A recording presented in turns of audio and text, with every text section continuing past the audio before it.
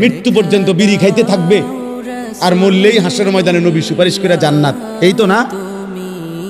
সুদ খাইতে খাইতে কবরে যাবে, নবীজি হাসরের ময়দানে জান্নাত দিয়ে দিবেন সুপারিশ করে। এই তো সুপারিশ নাকি? কথা বলেন না কেন? এই সুপারিশ। তুমি যুবক নারী দেখতে দেখতে, উলঙ্গ ছবি দেখতে দেখতে, আরে নাফরমান বেনামাজি, এই সেজদাবিহীন কপাল নিয়ে তুমি কবরে যাইবা, আর নবী তোমারে সুপারিশ করে জান্নাত দিয়ে দিবে। এইটা নি সুপারিশের অর্থ। কে বলছে এই কথা? কোনো নিয়ম কানুন নাই, কোনো কাগজপত্র নাই, কোনো ফাইলপত্র নাই।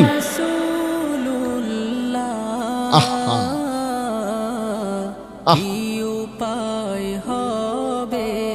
ধোকা দিছে অনেকের, যে কতক্ষণ ডুললে আর গজল গাইলে আর দুইয়ান জিলাপি খাইলে আর মুখে শুধু কইবা বিড়ি খাও আর সিগারেট খাও, সুদ খাও আর ঘুষ খাও, বেড়ি তোমার পর্দা করুক বা না করুক, হালাল হারাম মানো আর না মানো, শুধু কইবা নবীরে ভালোবাসি। এটা মুখে কইলে সারবো, এটা মুখে কইবা, শুধু এটা মুখে শুধু বলবা, গুনাহ ছাড়তে হবে না, বন্দেগী করতে হবে না, এমনি এমনি সুপারিশ হয়ে যাবে।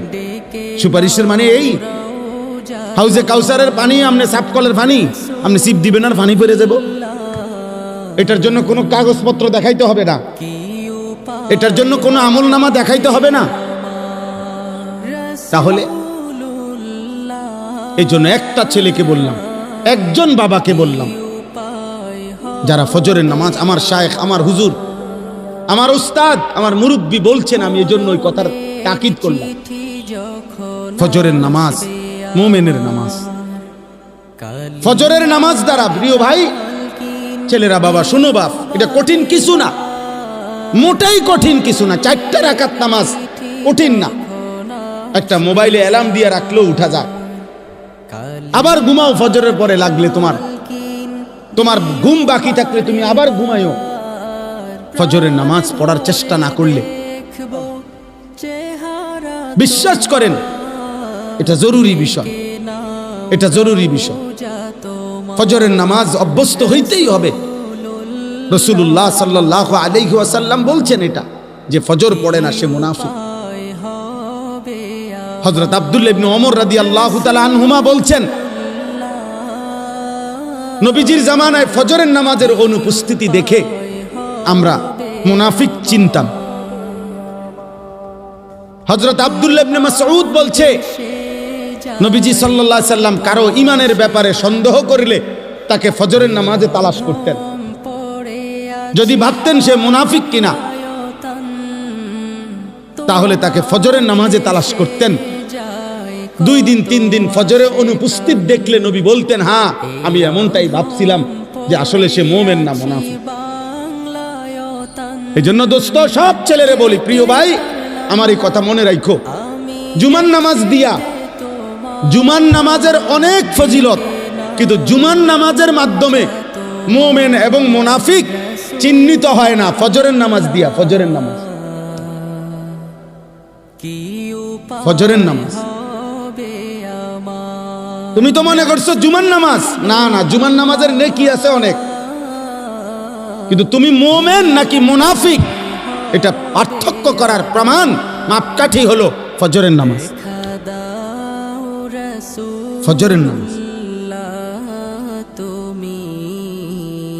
এই জন্য হযরত আব্দুল্লাহ ইবনে মাসউদ বলছেন, রাসূলুল্লাহ সাল্লাল্লাহু আলাইহি সাল্লামের জামানায় চিহ্নিত মুনাফিক যারা, মানে বাস্তবিকে যারা সবাই জানতো মুনাফিক, মানুষের মধ্যে অনেক মানুষ আছে গ্রামে এলাকায় সিল মারা, এতে যে চিহ্নিত সুদখোর, এটা মানুষ চিনে, এমন আছে না?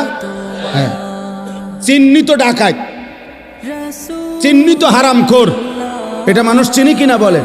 এরকম 2-4 জনের নামে সিল লেগে যায় মানুষের, মানুষ চিনে যে এতে একবার চিহ্নিত জুয়ারি, নেশাখোর, এতে গাঁজাখোর, সবাই জানে। সকল থানার মধ্যে, প্রত্যেক থানায় আপনার ওই এলাকার চিহ্নিত সন্ত্রাসী, চাঁদাবাজ, চোর, ডাকাত, ছিনতাইকারী, নেশাখোর, গাঁজাখোর, ফুট্টাখোর, বাবাখোর, ডাইলখোর, হারামখোর, এগুলো তালিকা আছে, সম্ভাব্য তালিকা এগুলো আছে, এগুলোর ফাইল থাকে, তুমি জিগাও গিয়া। তো হযরত আব্দুল্লাহ ইবনে মাসউদ বলেন, নবীজির জামানায় এরকম যারা চিহ্নিত মুনাফিক, মানুষে জানতো ভিতরে ভিতরে যে সে মুনাফিক, কিন্তু সে তার মুনাফিকি ঢাকবার জন্য তিনি বলেন যে ওই চিহ্নিত মুনাফিকরাও ফজরের নামাজের জামাতে আসে, যাতে মানুষ স্পষ্ট মুখের উপরে মুনাফিক না বলে, পিছে পিছে কয় কিন্তু সামনাসামনি যেন না বলে, এই জন্য ফজরের নামাজে আসে। আব্দুল্লাহ ইবনে উবাই মদিনার মুনাফিকদের সর্দার ছিল, সে প্রথম কাতারে নামাজ পড়ত যাতে মানুষে মুনাফিক না ডাকে। এই জন্য দোস্ত অনুরোধ করলাম, ফজরের নামাজ বিজয়ের নামাজ, ফজরের নামাজ ইনকিলাব, পরিবর্তনের নামাজ। আজকে জন্য আমার হুজুরের ওই কথার থেকে আমিও গুরুত্ব দিলাম। তোমরা একটা একটা ছেলে মনের, আমার কাছে কিতাব আছে গাড়িতে, আরবি মোটা কিতাব, ওই কিতাবের মধ্যে লিখছে ইহুদিদের ধর্মগ্রন্থ তাওরাতের মধ্যে আছে, এই কথাটা মনোযোগ দিয়ে শোনো, ইহুদিদের তাওরাত কিতাবের মধ্যে আছে মুসলমানদের ওই জামাত, মুসলমানদের ওই দলের দ্বারা ইহুদিদের চূড়ান্ত পতন হবে, ইহুদিরা চূড়ান্ত ভাবে ধ্বংস হবে। কিতাবে লিখছে তাওরাতের ভবিষ্যৎবাণী হলো আল্লাযীনা কানু ফি সালাতিল ফজরি কা সালাতিল জুমআ, মুসলমানদের যেই জামাত ফজরের নামাজে ওই পরিমাণ, জুমার নামাজে যেই পরিমাণ। কসম খোদা, ফজর আর জুমা বরাবর না হলে ওই দলের হাতে, ওই ব্যক্তিদের হাতে ইহুদিদের পতন হবে না, বরাবর হইতে হবে। এখন আমাদের জুমার নামাজ আর ফজরের নামাজ বরাবর, আরে মুসল্লি বরাবর 50, 4 ভাগের 1 ভাগ। আমাদের বিজয় অনেক দূরে, আমাদের বিজয় এখনো অনেক দূরে, আমাদের বিজয় এখনো অনেক দূরে। আমাদের বহু মেহনত, আরো রক্ত ঝরাইতে হবে, আমাদের আরো চোখের পানি পড়বে বাপ। আজ তো শুধু গাজাবাসী কাঁদতেছে, আজ তো শুধু ফিলিস্তিনের মজলুম কাঁদতেছে বাপ। গতকালকে রাত্রেরও খবর হলো প্রায় 4.5 লক্ষের চাইতে বেশি ফিলিস্তিনি ছোট ছোট মাসুম বাচ্চা নিয়া বাড়ি ঘর ছেড়ে দিয়ে অজানা উদ্দেশ্যে, আজকের খবর সব পত্রিকার খবরে আসছে, কারো কোনো গন্তব্য নাই, কোথায় যাবে জানে না, পথে পথে হাঁটতেছে খালি পায়ে, একজোড়া জুতাও নেই। আজকে রাতে, মানে গতকাল রাতে, নৌবহর যেই জাহাজ সমুদ্র ফ্লোটিলা, অর্থাৎ এক বিশাল নৌবহর, অনেক দেশের সম্মিলিত মানুষ, আমাদের বাংলাদেশেরও একজন আছে, যারা ফিলিস্তিনে সাহায্যের জন্য যাচ্ছিল, তাদেরকে আটকায় রাখছে, বাধাগ্রস্ত করছে। কোনোভাবেই এই সভ্য পৃথিবীতে, আধুনিক পৃথিবীতে ভাইয়া, কোনোভাবেই মুসলমানদের রক্ত থামছে না। এই বেঈমান অকাতরে ইসরায়েলের ওই বেঈমান ধ্বংস করে দিচ্ছে। এই পর্যন্ত 65, মাত্র 2 বছরে 65,000-এর চাইতে বেশি মুসলমান শুধু গাজার শাহাদাত বরণ করছে। প্রিয় নওজওয়ান, তোমরা মোবাইল দেখো, তোমাদের আর মোবাইলের নেশা শেষ হইল না। তোমরা নারী দেখো বাবা, তোমরা উলঙ্গ ছবি দেখো, তোমরা আর আল্লাহকে সেজদা দিও না, কারণ তোমাদের আল্লাহও লাগবে না, তোমাদের মরণও লাগবে না। তোমরা দেখো, নারী দেখো, ছবি দেখো, মোবাইলের অশ্লীল দৃশ্য দেখো, আর মোটরসাইকেল চালাও, আর সমবয়স বন্ধুদেরকে আড্ডা দাও, নেশা করো, গাঁজা খাও, যা মন চায় তাই করো, কারণ তোমাদের উপরে কোনো মুসিবত আসবে না। তোমাদেরকে শয়তান বলে দিছে, তোমাদেরকে ইবলিস বলে দিছে, তোমাদেরকে শয়তান বলে দিছে যে তোরা ঘাবড়াইস না, তোরা নাফরমানি করতে থাক। আমি দেখব তোদেরকে। হ্যাঁ, ইন্নামা ইয়াদউ হিজবাহু লিয়াকুনু মিন আসহাবিস সাঈর। আল্লাহ বলছে শয়তান তার দল বলকে ডাকতেছে প্রতিদিন যেন সকলে মিলে জাহান্নামী হয়, জাহান্নামী হয়। দুশ্মন আমাদেরকেও ছাড়বে না রে বাপ, আমাদেরকেও ছাড়বে না। আমাদের পার্বত্য চট্টগ্রাম হাতছাড়া হওয়ার পথে। আমাদের পার্বত্য চট্টগ্রাম বাংলাদেশের এই 3টা জেলা রাঙ্গামাটি, বান্দরবন, খাগড়াছড়ি সহ ওই সাইড যে কোনো মুহূর্তে হাতছাড়া হওয়ার পথে। এই যে এই পরিমাণ একটি ঘটনাকে কেন্দ্র করে খাগড়াছড়িতে আজকে কয়দিন টানা 24 ঘন্টা মারামারি, হানাহানি, গোলযোগ, আগুনে পুরানো হচ্ছে বাংলাদেশে। বাংলাদেশে বাংলাদেশে বাংলাদেশে যে কোনো কেউ বাংলাদেশের ম্যাপ কে বুঝবো, কারে বুঝাইবো? মোবাইল টিপাই তো তোমার সময় হয় না, বুঝবা কিতা? বাংলাদেশের মানচিত্র দেখলেই বোঝা যাবে এ কোনা দিয়া পার্বত্য চট্টগ্রাম। এটা এমন একটা জিনিস যেটা কেচি দিয়ে যদি এমনি কাইটা দেয় এটা আলাদা হয়ে যাবে, বাকি এটা থাকবে যেই কোনো সময় কেচি দিয়ে কাটার মতো। বাংলাদেশের 10 ভাগের 1 ভাগ হলো এই 3টা জেলা, আর বাকি 61টা জেলা বাংলাদেশের 9 ভাগ। বিশাল অঞ্চল, জেলা যদিও 3টা, এরিয়া অনেক বড়, বিশাল বড় এরিয়া। পার্বত্য চট্টগ্রাম যদি হাতছাড়া হয় তো কক্সবাজার সমুদ্র সৈকত সহ সেন্ট মার্টিন সব হাতছাড়া হয়ে যাবে। আর কিছুদিন পরে দেখবা উত্তরবঙ্গ নাই, রংপুর বিভাগের 8টি জেলায় প্রতিদিন খোদার কসম প্রতিদিন মুসলমান খ্রিস্টান হচ্ছে। একদিন বেশি দিন আর লাগবে না, বিখ্যাত থালা যখন হাতে নিবা তখন আর মোবাইলের এমবিও থাকবে না, আর তোমার মোবাইলের আব্বাও থাকবে না, তোমার ফেসবুকও থাকবে না, ইউটিউব। আমি দায়িত্ব নিয়ে বলছি, বুঝা শুনে বলছি। আমি দিন রাত 24 ঘন্টা আমার মূল ফিকির, মূল কাজ, মূল মেহনত মুসলমানের নওজোয়ানকে নিয়ে ভাবা। তোমরা ভিক্ষা করবা, ভিক্ষা করবা বললাম, কেউ তোমার প্লেটে একটা ভিক্ষাও দিবে না। গাজাবাসীর সন্তান তুমি দেখো, আজকের খবর নাও, ওরা জানে না, ওরা এই ছোট ছোট বাচ্চা, এক বাচ্চার কাঁধের মধ্যে, পিঠের মধ্যে, হাতের মধ্যে বাটি, বক্স, গাঁটটি, কত কিছু বোঝা, পায়ে জুতা নাই, ও জানে না ও কোথায় যাচ্ছে।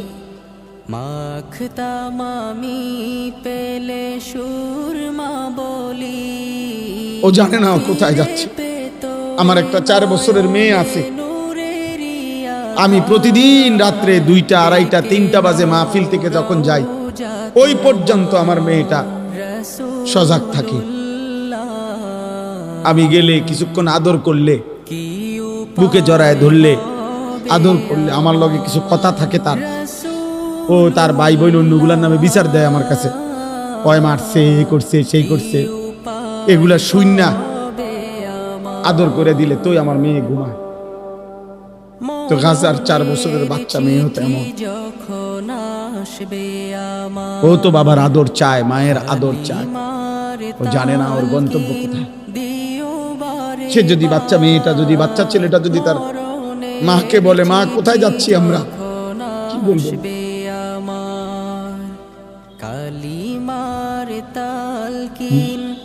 কি ভাবছো ছেলেরা? আমরা তোমাকে চেহারা দেখলেই তো বুঝি। অধিকাংশই মাগরিবের নামাজ পড়ো নাই, অধিকাংশই এশার নামাজ পড়ো নাই। যুবক, চেহারা দেখলেই, চেহারার মধ্যে কোনো দয়া মায়ার চিহ্ন নাই।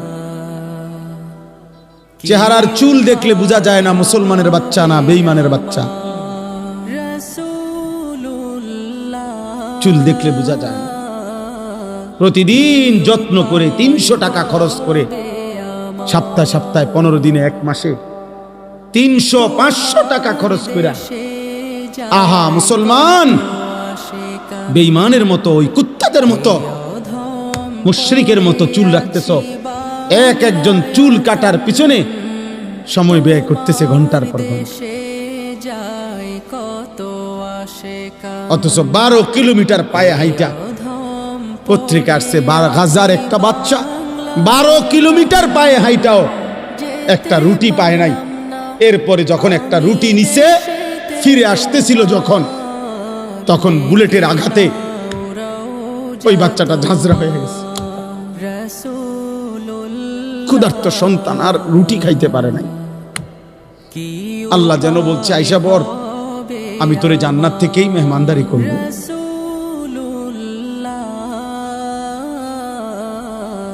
আমি তোকে জান্নাত থেকেই মেহমানদারি করব। এই জন্য বাপ, আমি একজন ছেলের আশায় আছি। আমি কোনো প্রার্থী না, আমার কোনো মার্কা নাই, আমি কোনো নির্বাচনী জনসভায় আসি নাই। আমি আশা করি কোনো একজন ছেলেও যদি ভাবো যে আমার বদলানো দরকার, আমার আল্লাহর সাথে, আমাদের আল্লাহ ছাড়া আগেও কেউ ছিল না, আগামীতেও কেউ নেই। আমরা বেঈমানদের মতো সমপরিমাণ। আমরা যদি 200 কোটি মুসলমানও রাত দিন মাড়ি গাড়ি পরিশ্রম করি, তারপরও কাফের মুশরিকদের সমপরিমাণ দুনিয়া, অর্থ সম্পদ, ক্ষমতা, অস্ত্র সরঞ্জাম আমাদের হবে না। আমি বললাম এটা হবে না। আল্লাহ যদি কাফের চাইতে বেশি পরিমাণ দুনিয়া ইমানদারদেরকে দিত, তো নবী মুহাম্মদকেই দিত। কথা বোঝো নাই? রাসূলুল্লাহ সাল্লাল্লাহু আলাইহি সাল্লামকেই দিত, কারণ উনার চাইতে বেশি তোমারে ভালোবাসে। কথা বলে না? নবীজির চাইতে বেশি ভালোবাসে তোমারে। তো যেদিন আল্লাহর নবী পেটে ক্ষুধার কষ্টে 2টা পাথর বাঁধছিলেন, সেদিন আল্লাহ ছিলেন? কথা বলে না? আরে আল্লাহ ছিল কিনা বলো না? যেদিন নবীজি সাল্লাল্লাহু আলাইহি সাল্লামের দান শহীদ করা রক্তে উহুদের প্রান্তরে পড়েছিলেন ঘন্টার পর ঘন্টা, সেদিন আল্লাহ ছিল? তো তুমি বুঝো না, দুনিয়া মিলবে না বেঈমানের মতো। আমরা যদি বিল্ডিং বানাই 30 তলা, তো বেঈমান স্বাভাবিক বিল্ডিং বানাবে 150 তলা। তুমি ওই পর্যন্ত যাবে কোন দিন? তোমার বিল্ডিং যেদিন হবে 330 তলা, ওদের বিল্ডিং হয়ে যাবে 200 তলা।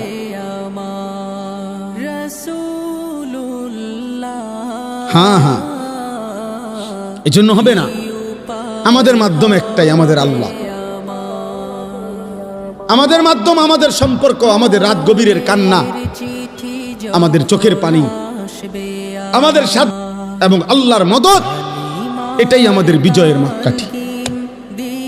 তাহলে এখন আমার দুঃখের কথা এটাই শুধু, যে না আমাদের কাছে সমপরিমাণ কাফের মুশরিকদের সমপরিমাণ অস্ত্র, ক্ষমতা কিছুই নাই। আবার আমরা আল্লাহর সাথে সম্পর্ক ছিন্ন করে ফেলতেছি। নামাজও পড়ি না, রোজাও রাখি না, হারাম করে যে 30 বছর হারাম খায়, এটা কি সুদখোর? প্রতিদিন হারাম খাচ্ছে, প্রত্যেকদিন ওজনে কম দেয়। যার স্ত্রী বেপর্দা, এই অসভ্য মহিলা প্রতিদিন বেপর্দা।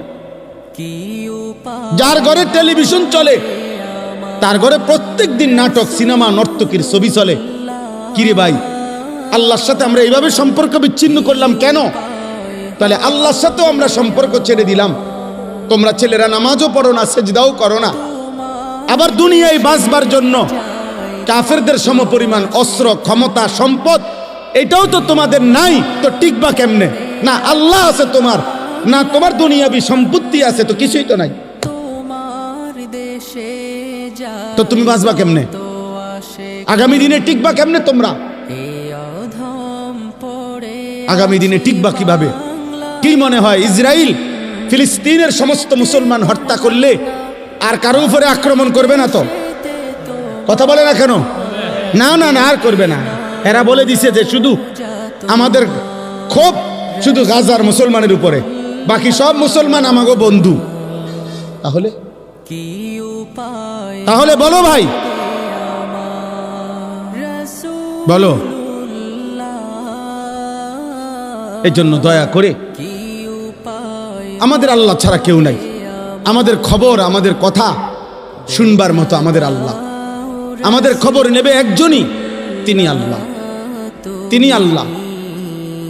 আমাদের দুনিয়া শেষ না, আমাদের মৃত্যু, আমাদের কবর, আমাদের আখেরাত, আমাদের হাসর, এটা আমাদের মূল টার্গেট। মূল টার্গেট। হাকিমুল উম্মত মুজাদ্দিদুল মিল্লাত হযরত মাওলানা শাহ আশরাফ আলী থানভী রাহমাতুল্লাহ আলাইহি, ওনার মুনাজাতের মধ্যে আছে, আজীবন উনি যেই মুনাজাত করতেন আমাদের কওমি মাদ্রাসাগুলোতে শেখানো হয়, ওইখানে আছে একটা লাইন, এটাও হাকিমুল উম্মত বলতেন, কোন পৌঁছেগা হামে তেরে সওয়া। আয় আল্লাহ, আপনি ছাড়া আমাদের কথা জিজ্ঞাসা করে কে? আমগো খবর নেয় কে? আমগো খবর নেয় কে? ইসরায়েলের ওই প্রধানমন্ত্রী নেতানিয়াহু দুনিয়াবি কোন দেশকে, কোন সংস্থা, কোন সংঘ কাউকে পাত্তা দেয় না। ওই দিন জাতিসংঘে সে যখন বক্তব্য দিতে দাঁড়াইছে, নেতানিয়াহু, সব দেশের প্রেসিডেন্ট অধিকাংশই চলে গেছে জাতিসংঘের সদর অফিস থেকে, হলরুম থেকে, মানে তার বক্তব্যের মুহূর্তে সবাই উঠে চলে গেছে। এখন আমি মাত্র ওয়াজ করতে বইলাম, আর আপনারা যদি সব উঠটা জানগা আমার দেখা, তাহলে আমার কাছে এটা প্রেস্টিজে লাগবে কিনা? কথা বলে না কেন? আমার লজ্জা লাগবে না যে এটা ইন্নারিল্লাহ, আমার এটা করলোটা কি? এত বড় বেইজ্জতি আইন না? কিন্তু ওই বেঈমান প্রায় 100 দেশের প্রেসিডেন্ট বের হয়ে গেছে, কিন্তু সে 1 মিনিটের জন্য লজ্জিত হয় নাই, বরং সে তার পুরা বক্তব্য জাতিসংঘের সদর দফতরে সে বক্তব্য পেশ করছে এই ইসরায়েলের প্রতি, এবং সে বুঝাইছে পরিষ্কার, সারা পৃথিবী একসাথে এক মাঠে বললেও আমি গাজার উপরে 1 সেকেন্ডের জন্য আক্রমণ থামাবো না। থামাবে না বলছে। অর্থ হইল জাতিসংঘ ওরা চালায়, পৃথিবীর সমস্ত সংবাদ সংস্থা ওরা চালায়, পৃথিবীর মাল্টিন্যাশনাল আন্তর্জাতিক যত কোম্পানি ওরা চালায়, আমেরিকার প্রেসিডেন্ট ইহুদিদের সিদ্ধান্তে হয়, সারা পৃথিবীর সমস্ত কলকাঠি নাড়ে ইহুদিরা। বাহ্যিকভাবে তাদের ক্ষমতাই যে তুমি আমি যে কাউকে চাইলে মিনিটের মধ্যে গুম করে ফেলবে, পৃথিবীর থেকে নিশ্চিহ্ন করে দিবে। আর এটা আমরা মাথায় রেখেই চলি, হারায় গেলে হারায় গেলাম, অসুবিধা কি? মরে গেলে মরেই গেলাম, মরে যাওয়ান তার কোনো শরমের কিছু না। কথা বলে না? কিন্তু ওরা কাউকে পাত্তা দেয় না। এক আল্লাহর আযাব ছাড়া, আল্লাহর ফয়সালা ছাড়া, মুমিনের চোখের পানি ছাড়া, আমাদের সম্মিলিত হিম্মত ছাড়া, আল্লাহর মদদ ছাড়া, বাহ্যিক কোন শক্তি, বক্তৃতা, বিবৃতি দিয়া এই বেঈমানরে থামানো যাবে না। ফেরাউনরে বক্তৃতা দিয়ে নি থামাইছে না মহান আল্লাহর গজব দিয়ে? নমরুদকে বক্তৃতা দিয়ে নি থামাইছে না আল্লাহর গজব দিয়ে? হ্যাঁ, তো সেই মালিককে তো বলতে হবে, আল্লাহর কাছে তো চাইতে হবে, আল্লাহকে তো সেজদা দিবে। চলো ভাই, আজকে নিয়ত করি আমরা সবাই দিল থেকে আমাদের মৃত্যু, আমাদের কবর, আমাদের আখেরাত, এটা আমাদের মূল বিষয়। সবাই মিলে নিয়ত করো। কিশোর ছেলেরা, আমার আশা ভরসার এক কেন্দ্রস্থল নওজোয়ান, তোমরা সিদ্ধান্ত নাও, এমনটা কইরো না বাপ। নিজেদেরও ক্ষতি হবে, ইসলামেরও ক্ষতি হবে, মুসলমানদেরও ক্ষতি হবে বাপ। তুমি আল্লাহ চাহে তো তোমাদের যাদের বয়স 16, 18, 20, 22 বছর, বাবা তোমরা তো আল্লাহ চাহে তো বিয়ে করবা। আল্লাহ যদি হায়াত দেয় তো, আল্লাহ যদি দেয় তোমাদেরও সন্তান হবে একদিন ইনশাআল্লাহ। আল্লাহ যদি বাঁচায় তোমাদেরকে, তুমি ভেবে দেখো বাপ, আগামী 20 বছর পরে যদি তুমি বা তোমার পরিবার, বংশধর, সন্তানের নিরাপত্তা না থাকে,